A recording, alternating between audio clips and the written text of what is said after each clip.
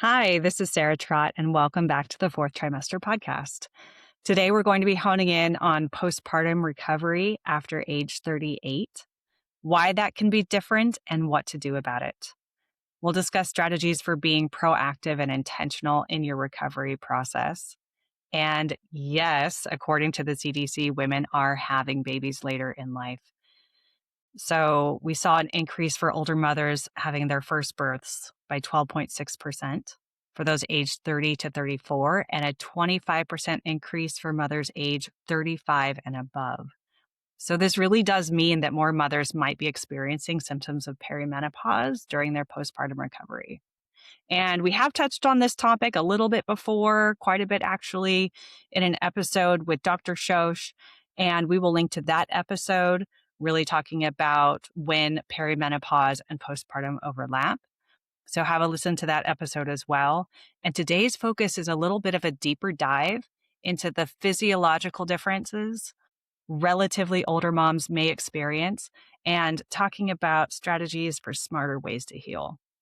So that's going to include what changes metabolically after 38, the testing gaps in the 6 to 24 month postpartum window, the insulin resistance piece that sometimes people miss, and practical nutrition and lifestyle adjustments that really protect your long-term health.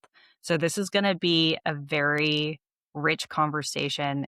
And today I'm joined by Megan Piffner, perimenopause nutrition expert and creator of the Perimenopause Matrix, which is a data-driven framework designed to help women reclaim their energy, focus, and hormonal stability.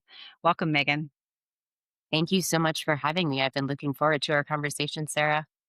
Yeah, definitely. And Megan, you have your own podcast called Mornings with Megan. So we're going to put links to your program down below too. So everyone go, click, follow, subscribe to all the things with Megan.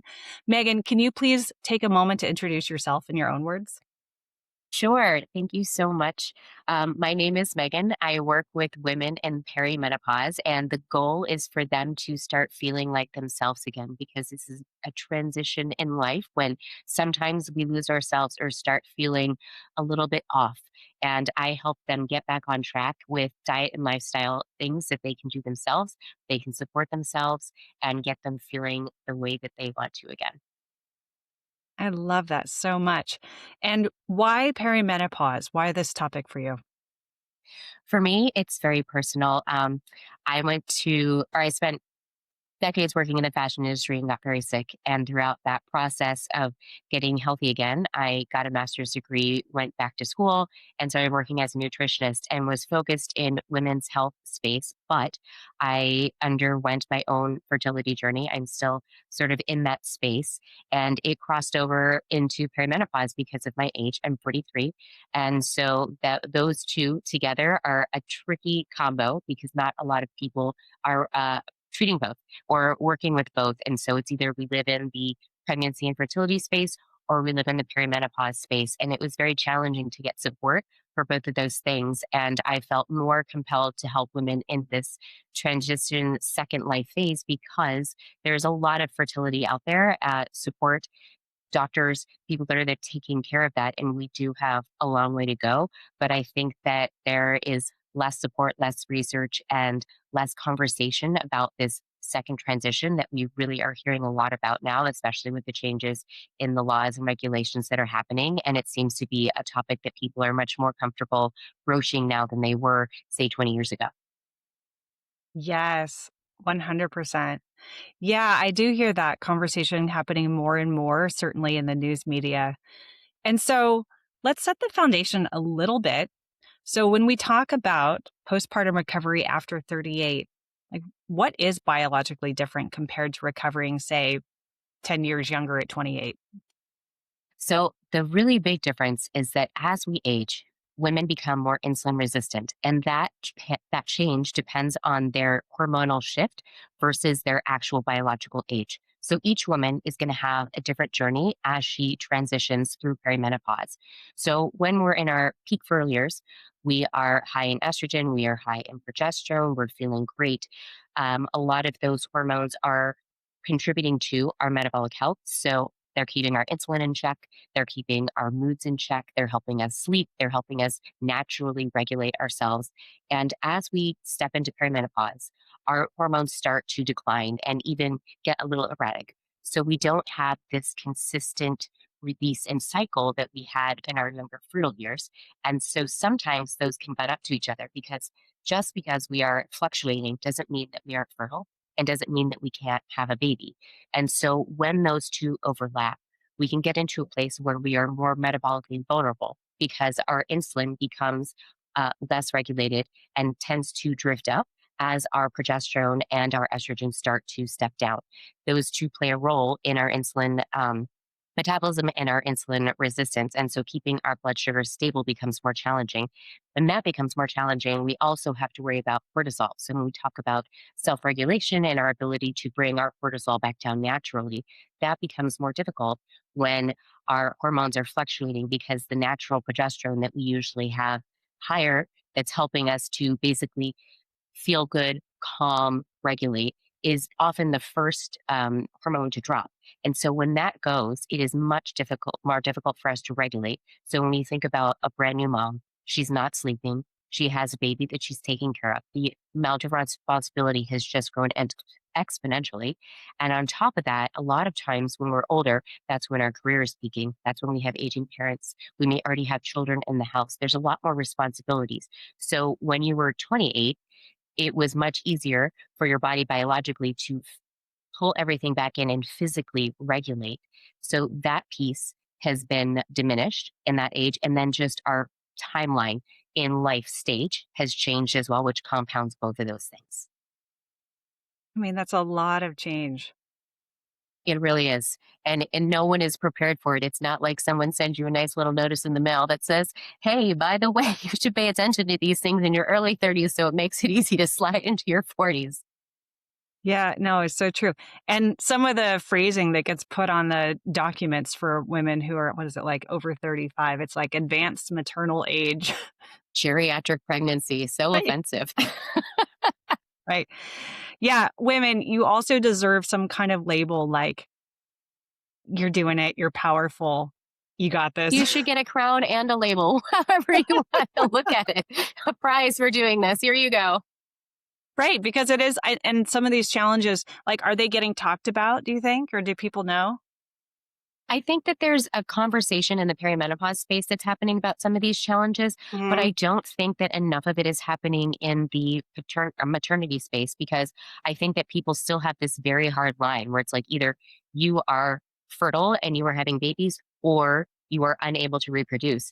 And there are women going through IVF into their late 40s. I work with women who are 46, 47, who are going through that fertility journey and giving live birth at such a late stage. At that point, they are only 2 or 3 years away from the average age of menopause, which is when we completely stop cycling for a full 12 months. So that one day a year in your life, that happens at 51 and a half. So if you're having a baby, if you're getting pregnant at 47 and giving birth at 48, you're pretty close to that time frame. And so we can do that. We have amazing technology. We have lots of new things emerging that are helping women to do that. But the conversation around that postpartum care is, I think, lacking because so many people don't separate the two and they're combined for a lot of women, especially if we're talking about a second or third pregnancy. So if you start having babies at 32 and you have your third child at 38, then you're 39 when you're in postpartum, you're in that window of when your hormones might start stepping down. And so that postpartum space where you might be low mood, low energy, have brain fog, which is to be expected with such a dramatic drop in hormones after pregnancy, may be exacerbated by your biological step down in hormones through perimenopause. Yeah, yeah. You know, I was just reminded hearing you talk about, Janet Jackson, who had a baby at 50. I mean, if anyone's going to do it, she's crushing it, right? Yeah, absolutely. And I mean, the symptoms are so similar. We've talked about some of this beforehand when we were off camera, right? Like the symptoms of postpartum recovery can feel a lot like similar, right? We talk about like fatigue and, symptoms that may also be associated with perimenopause. So, how can someone really tell if what they're experiencing is typical postpartum recovery versus something metabolically shifting? So I think the big thing to remember here is that the actual cause of those feelings are the same in both spaces. It's just why. So when you recover postpartum, there is a dramatic drop in all of your hormones, which is why you feel that way. And that's the same thing that's happening in perimenopause. So the big differentiator is whether you are having those symptoms beforehand. So if pre pregnancy, you were having challenges with brain fog, your sleep was off, you were feeling a little bit short, thinking that you sometimes were very irritated the week before your period, and this is not something that's normal to you. Feeling that stresses are just getting to that place where they're pushing into overwhelm as opposed to something where you say, okay, if I take a few breaths and I think about this, I can totally handle this, or I got that. When you start feeling those ways, that is a lot of the early perimenopause signs. So when progesterone starts tipping down. And I think that once we get into postpartum, we're not ovulating. So that progesterone that you normally get when you're cycling that comes from your corpus luteum after your egg releases, that's not happening during your postpartum space, as well as when you get into perimenopause. So if you're having these symptoms earlier, that's something to be talking to your OB or your GYN about that. And if you feel like I had these before and your current OB is not able to address those things, it might be time to have a conversation with someone who prescribes MHT. And there's lots of resources now, there's lots of companies that are doing that, but that is a conversation because there's no biological marker. We can't give you a test that says, yes, you are in perimenopause. We can track and say, okay, your FSH has gone up into double digits. So it's usually under 10 when we're in our reproductive years. And once it starts tipping into the double digits, we say, okay, we're stepping towards that menopause space, but that's still not a hard and fast rule. And even with the way that ACOG sets everything up and has basically straw guidelines that say what perimenopause stage you're in, they're based on cycling. And there's lots of women that are still cycling, but having hot flashes and night sweats, and it kind of muddies the water of how we're separating these things out. So I think it's more of a self check in of where you felt like you were pre pregnancy and saying, okay, have we gotten past that 3 or 4 month? Do I still have those symptoms? And is this something that my OB feels is normal? And should I be having a conversation with someone who specializes in MHT? Because your OB and the MHT person are probably not going to be the same. Okay, why don't you break down MHT for people who might be hearing this for the first time? So, MHT is menopause hormone therapy. We used to call it hormone replacement therapy, and we're stepping away from replacement because in the United States, our guidelines do not advocate for replacing physiological doses. We are aiming towards symptom management. And so, what that means is that we're using the lowest amount of the hormones, which could be estrogen, progesterone, or testosterone, to help manage the symptomology that you're experiencing. And that's very different than trying to physiologically get a woman who had estrogen at her peak birth years to be the same in her 40s. And there are some doctors that work in that space. And I think that's another piece of choosing a practitioner to work with is what works best for you and where your interests lie. Because if we're thinking about extending, fertility years and trying to stay in that space. So potentially thinking about IVF or another pregnancy later on, that's a different conversation than I just want to manage my symptoms and not be pushing into hot flashes and having brain fog and having joint pain. So, I imagine someone would want to be explicit about stating their intention. I am trying for a baby and I'm going to be doing IVF, or I just had a baby and I'm still breastfeeding. Like, that's really important information to share with the medical provider if you're talking about MHT. Absolutely. And so when you are in that space, testosterone is completely off the table.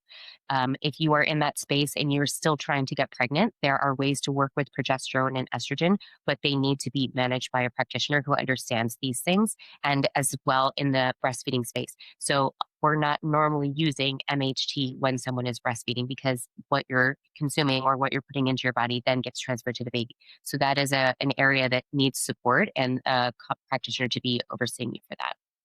Yeah, absolutely. And hopefully they would be screening and asking these questions, but be You hope, proactive and but it's advocate. right? Exactly. It's important for you to share that information with your practitioner because again, a lot of people aren't thinking, well, this fertile woman who just gave birth is not going to be needing MHT, and so I fall into that category. If our IVF is successful, then I will be someone who was on MHT before the IVF cycle. We'll stop it for the retrieval and the transfer, and then we'll have to wait after postpartum to get to a place where I can start again. But that is a conversation that I have to remind and continuously have with my doctor so that they're aware that that is a factor in this in my scenario.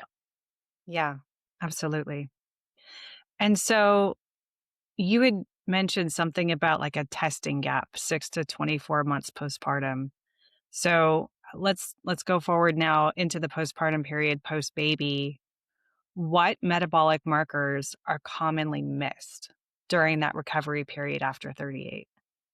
So I think that one of the things that gets missed across the board in general is a fasting insulin. And so as we get into that perimenopause phase, we become more insulin resistant, as we were talking earlier. And the first marker that's going to move is a fasting insulin, which is not a common marker for many practitioners. That's something that they don't use. It's a cheap test. You can get it done at Quest.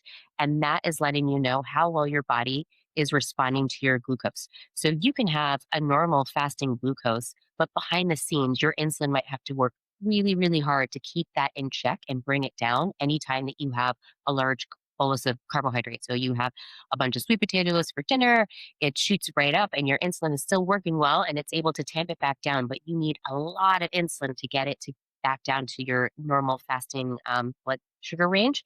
And so that shows up to 10 years before your fasting glucose is going to start moving. So that's one. And then watching your lipids.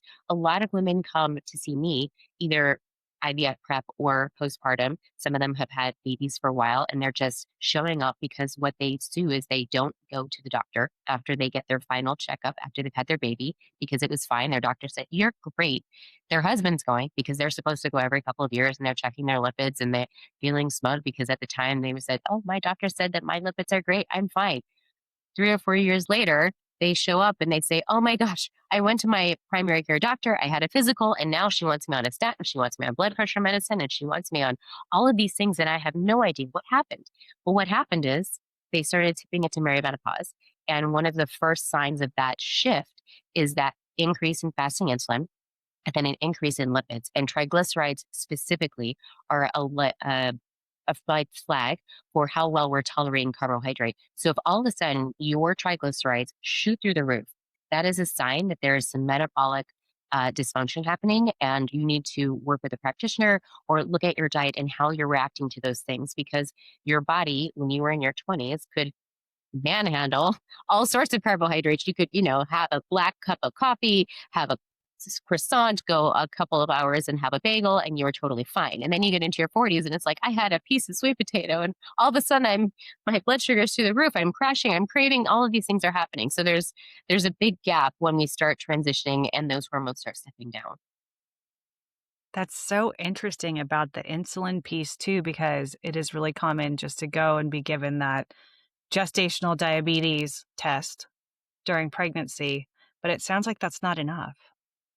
I think that in pregnancy it is, but postpartum, then either you can still get another oral glucose tolerance sense. That's possible. And that is definitely a way a lot of practitioners choose to practice. There are some people that don't react well to that. So I personally had challenges with candida for years. And so that's something that I won't participate in. But instead of, I will be using a continuous glucose monitor to look at how I'm reacting to glucose. And that is something that women can do during or after pregnancy to see how their body tolerates things. And that's a really great learning tool because it gives you very hard data. This is how you react to grapes, or this is how you react to rice. And so we know that some of those carbohydrates, some people are going to react to, and it's going to be a problem, and some are not. And so that's the big thing here is how your body is reacting and then how your body is recovering to those in a postpartum and premenopausal state, as opposed to how it did when you were in your 20s when you could eat anything you wanted with no problem. So, practical takeaway here is sometime in the postpartum recovery, 6 to 24 months afterwards, maybe ask for an additional insulin test called the Fasting insulin. fasting insulin. Okay. Yep, fasting insulin with your lipid panel and your fasting glucose, which you're going to get at your normal practitioner checkup. Okay. And what's going to happen if your lipids aren't looking normal? So if your lipids aren't looking normal, there's several ways to manage it. And so the big thing is that triglyceride piece, and that is definitely carbohydrate dependent. And from an LDL perspective, I would recommend that people look at their diet overall. That's something that can be affected with movement, whether you're getting walking in, whether you're resistance training, all of those things are helping with your LDL. And this is when you hear people talk about high intensity interval training and maybe jumping or sprint interval training. These are things that you can do to modulate your LDL. There's a certain point where biologically you can't go anymore, and some people will need medication, and that's a genetic situation that your cardiologist or your primary care doctor is going to be talking to you about as you adjust these things. And then thinking about your diet and lifestyle. How much processed and added sugars are we getting in there? That plays a really large role in this. How much alcohol? As we age, we aren't able to tolerate alcohol and caffeine quite the same. There's a pathway that gets a little bit bogged down at that age, and we tend to wake up with hangovers, or some women get up and they say, "Oh my gosh, I used to have coffee every day and now I have heart palpitations." That's another part of this process. So it's something that we can address, pulling those things out. Sleep. This is so crucial, and I know that this is something that is harder for moms with brand new babies or parents in general with brand new babies. So that sleep piece is very necessary to keep your metabolic health in check. But when you have a brand new little, thinking about other ways that we can restore and regulate your body. So part of the sleep is that cortisol regulation. So if you can't sleep through the night and you have a baby that's waking up and disrupting that sleep, what are things that we can do to give you 10 minutes of calm? Is there someone that can give you a moment to meditate, to do some breath work, to journal? Anything that's going to help you restore and rest your, basically rest your body so that we can get that cortisol back down, because that plays a role in this insulin picture. Because if we have high cortisol, high stress, then we have high blood sugar. Those guys are besties and they travel together. You can't have a cortisol spike without that blood sugar spike, because if your cortisol is going up, that's your body saying, "Hey, there's an emergency. There might be a bear outside. We need to run away really fast." So if you need to run away really fast, you need a really quick burst of energy. And so your body will release a huge bump of blood sugar so you can run away very quickly. But right now, in our modern world, there's probably not a bear hanging out in the next room, but there might be emails. There might be family members that are setting you off. There might be news feeds. All of those things are happening. So we don't want to be having little cortisol hits all day that are giving us blood sugar spikes, which then affects our long term metabolic health. So anything we can do to get you back to regulate is going to help bring that cortisol down and help your metabolic markers. Really like that point. I recently had a conversation with someone about the topic of resilient parenting. And her point was, if you talk about self care or resilience building as something that's just another thing on your to do list, you're like never going to get to it. Right. Nope. So, the trick, especially if you are a sleep deprived early stage parent, is find ways to build in some techniques into your routine day to day or just whenever you have a quiet moment so that it's integrated in your life relatively naturally without it being this additional task or to do. And some of the specifics she talked about were things like learning box breathing Mm. to help calm and regulate the nervous system, or doing a meditation around, very simple, like thinking about a favorite place and sort of going there in your mind where you feel calm and relaxed, and bringing that energy back to you in that moment so that you can calm and, to your point, lower cortisol.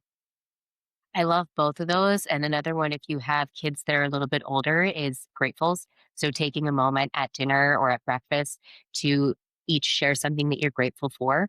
Just the act of doing that helps to lower cortisol levels. And then also it's teaching your kids another way to be resilient and to help regulate themselves. Of course, yeah, our children are borrowing our nervous system regulation from us. They sure are, Yeah. which makes it challenging if you're in perimenopause. If you're not regulated and you're trying to regulate yourself in your kiddos, that's a lot of extra regulation that your body has to manage, and your brain has to kind of slot all these things in and figure out how it's doing that. So that's just another piece of that puzzle once you cross into that perimenopause phase while you're in postpartum. Yes, acknowledging the change and lowering expectations around productivity are huge themes that come up a lot on this program. You probably are not surprised. Imagine. No, not at all. Okay, so let's get to some of the practical intervention stuff. So, if someone is listening and they want to be proactive, what are some of the recommendations you have for like nutrition shifts? We talked a little bit about mindset shifts. Like, what are some of the things that women who are looking for like a smarter way to heal would want to consider? I think that starting where you can. So I'm going to give you a couple of options, but this is your postpartum and your perimenopause. And so what I say is most important for me may not be most important for you. So I think take what you think is going to fit best into your life. The first thing that I would talk about is recovering from a food perspective. So when you think about growing a baby and your pregnancy, your baby can't go to Whole Foods. So you are Whole Foods. And now you are Sunday night at Whole Foods when all the shelves have been cleared out and everyone has done their weekly shopping. That is where you end up after you have your baby. And so we want to restore you to that Friday morning fully stocked stage. And to do that, the most efficient way is going to be through nutrient dense foods. So thinking about all of the things that you buy on the edge of the grocery store: fish, meat, eggs, vegetables, produce, legumes, beans, nuts, seeds, all of the things that you're not getting in a package. And I know that sounds challenging because you're tired, you're exhausted, you don't necessarily have time to prep, but this is when maybe a food service would be useful to fill in at the moment, or finding some pre-made things like a Kevin's that you can get at Trader, or it's one of the things that you can pre-made at Trader Joe's or even at Whole Foods, so you can have nourishing foods that are going to fill you up. A lot of what I see is moms that are recovering and they're trying to breastfeed and they're trying to get ready to go back to work and they're trying to take care of their kiddos that are older, and they forget to eat. And not only is that depleting them, it's giving them blood sugar dysregulation problems, it's giving them mood problems. But just from a recovery perspective, your body needs resources. It cannot repair when it does not have those resources to slot back in. So you have to think, okay, my number one goal is recovery so I can take care of this adorable little baby. I need to be at my peak and make sure that my resources are replete so that I can then care for them. Because if you crash and burn, who's going to take care of anyone else in your life? I would say the next piece is sleep. And again, if you're a brand new parent, this sleep piece may not apply to you. But once your kids get a little bit older, prioritizing sleep and setting a bedtime for yourself. Your day needs an endpoint. You cannot like stress chore until you pass out. You have to say, my bedtime is 10 o'clock, and whatever on my to do list is not done is not done. And I need to go to sleep because I have to restore, recover. My brain needs to regulate. And if you do not sleep, your brain is not able to really to regulate. So think about a day when you've had 4 hours of sleep, how reactive you are, how hangry you get, how much you feel cravings and you feel exhaustion, your eyeballs hurt. It's really hard to use that executive function to like make decisions. What do I want to have for dinner? That becomes a like a cry worthy decision when you're on 4 hours of sleep and then working all day. So this is a big piece of that. The next piece is moving your body. And right when you have a baby, there's time when you have to recover, but just walking with your baby, taking your baby outside, getting sunlight so that you can experience movement in the world. Getting into an exercise routine once you've recovered is important from a long term metabolic space and a perimenopause space, but just from a regulation space, once we are recovering, that movement helps your body know that it does need to start reproducing those resources. It does need to start giving you energy. We need to let your body know that you're going to continue to use it and use it well and not be a sedentary person. Because if you are giving your body sedentary signals, it says, okay, cool, I got you. I know how to be sedentary. I'm just going to downregulate my metabolism. We'll put everything on pause. We'll start storing fat.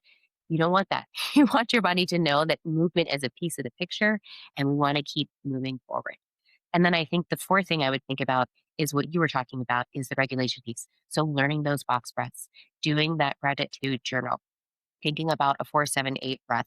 If you can't do breath work, thinking about meditation, getting a calm app or a headspace, something that's guided if you don't have the time or you feel like your monkey brain is not willing to settle. And I think the one thing to remember with meditation is the goal is not a calm mind.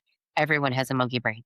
The point is the consistency and putting your butt in the chair and committing to that 2 minutes, that 3 minutes, that 5 minutes, whatever it is every day, because that is building that resilience that you've been talking about.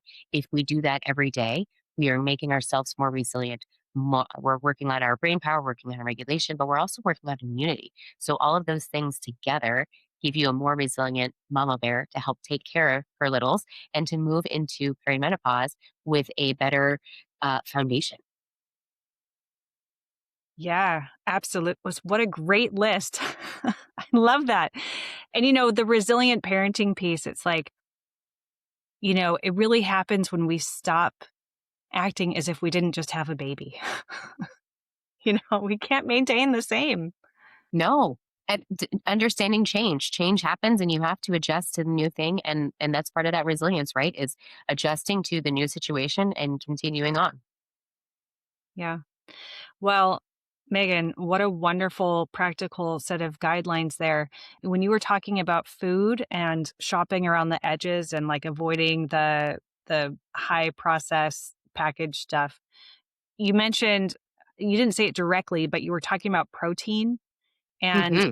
are there Yes. any things that are just like realistic targets for postpartum women in this age group around protein? So I think that it depends on the person and where she is from a muscle centric perspective. But I think that most women can aim for 30 grams of protein 3 times a day. And that's on the lower side if you are a more muscled person.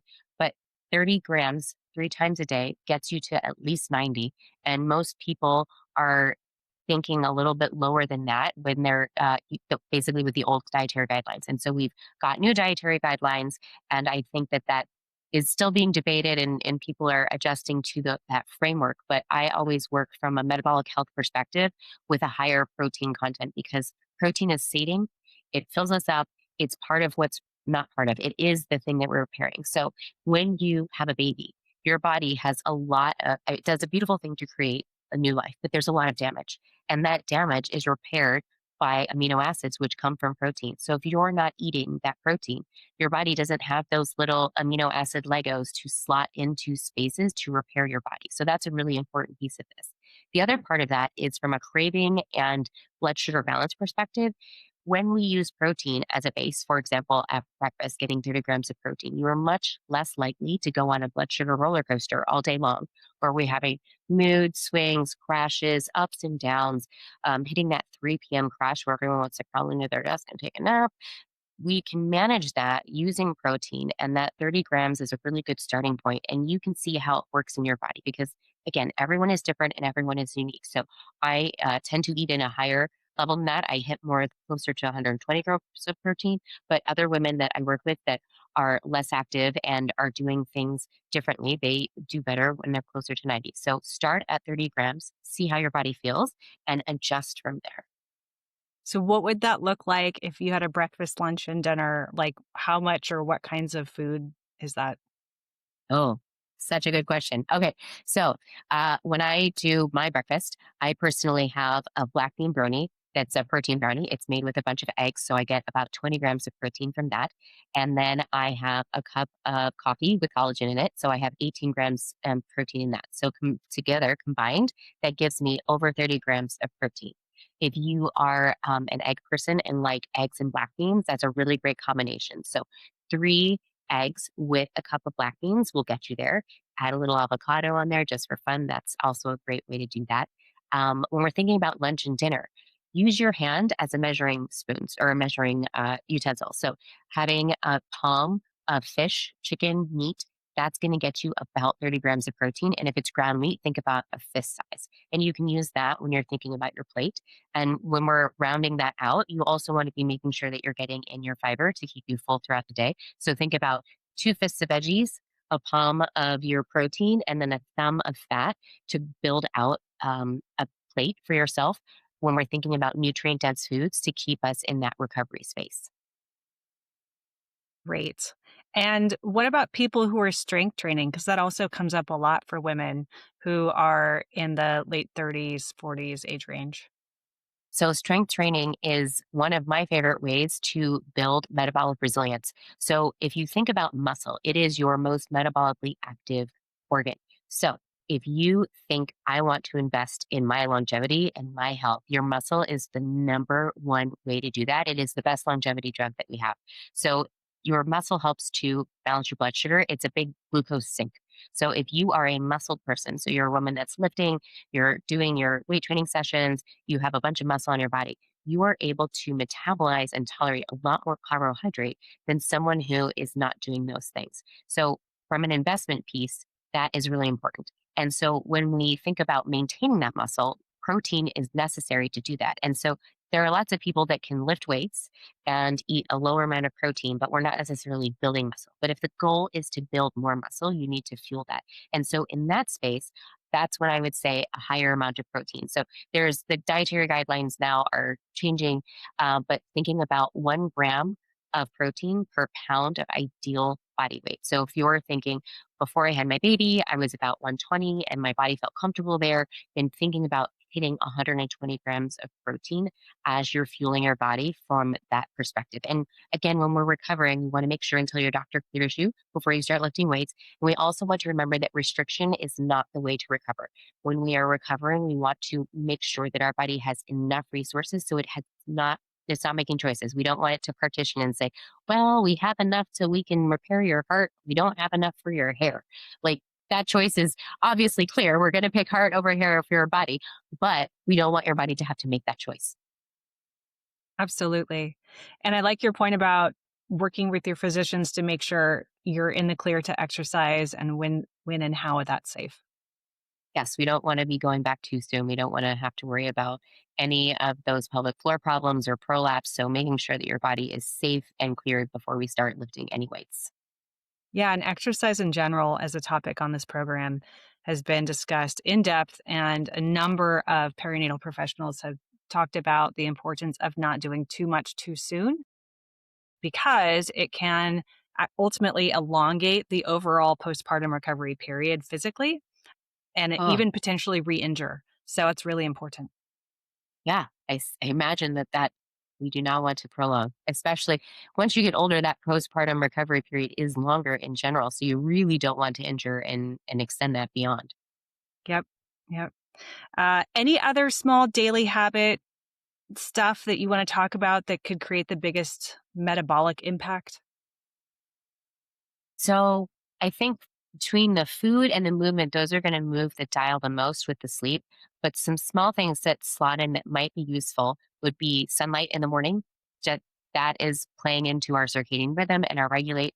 So if we're getting that sunlight, you're basically letting your body know what time of day it is, which then helps you at night when it's getting ready to go to sleep because our cortisol and melatonin are on a seesaw. They're kind of opposing each other. So in the morning, we want our cortisol high, we want that to get up and get out of bed. If you don't have any cortisol, you're not getting out of bed. So, sunlight lets your body know and your brain know it is time to be up and awake. We should do our thing. And that also sets the clock for when melatonin should start rising in the evening. So, that's one way to do it. And you can also get sunset light, which is doing a similar thing. It's not quite the same because you're not helping that morning cortisol rise, but it is letting your body biologically know what time of day it is, and we don't get that from a window. So if you're sitting in window, for example, I am looking outside, that sun that I can see is not letting my eyes know the same information as my eyes being exposed to the sun directly. So that is another piece of that regulation picture. And I think that the other piece of that is taking time for yourself. And this is something that I get the most pushback from my perimenopausal clients. And I imagine that your community also would probably give you a lot of pushback if you said, I need you to take 10 minutes for yourself. They say they don't have time. And it's really hard to convince people, but that 10 minutes alone so that you can regulate, so that you can shut down and say, okay, I am fine. I can reset. I can get myself regulated and then I can go back out and face the world. That really matters. And 10 minutes a day is not, it seems like a lot, but I think you can find it. If we think about all the time we spend on social media, the time that we're watching Netflix, finding that time and carving it out and protecting it for you because you matter and you deserve that time to recover. You deserve that time to regulate. And it's going to not only help you, it's going to help everyone else that you're involved with in your life. Yeah, it is tough to find even 10 minutes in our busy lives. And perhaps connecting the goal that we have, I want to build resilience. I want to heal in a smart way. I want to be proactive and intentional about my nervous system. Connecting the dots between those goals and committing to those goals and taking that 10 minutes every morning or whenever you can find it. It doesn't have to be perfect the same time every day, right? That can really help. And the motivation too. So for some women, it's really hard to do things for themselves. So if you're thinking about the reverberations of that, if I do this for me, I'm taking care of my children. If I do this for me, I'm taking care of my partner.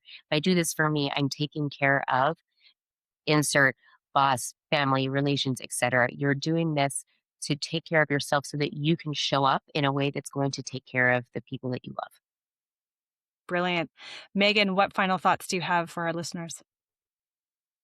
My goodness.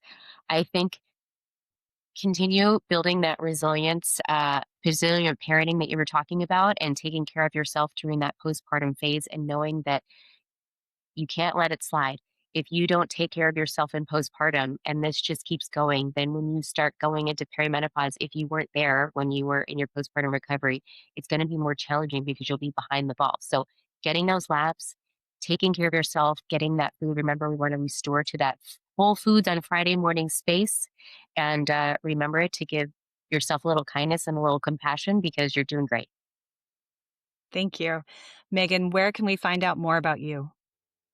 At my website, meganpiffnernutrition.com. So I'll spell that out because it's a little challenging. MEGANPFIFFNER nutrition.com. Wonderful. And we'll link to that in our show notes. Thank you so much for being a wonderful guest on the program today. Thank you for having me, Sarah.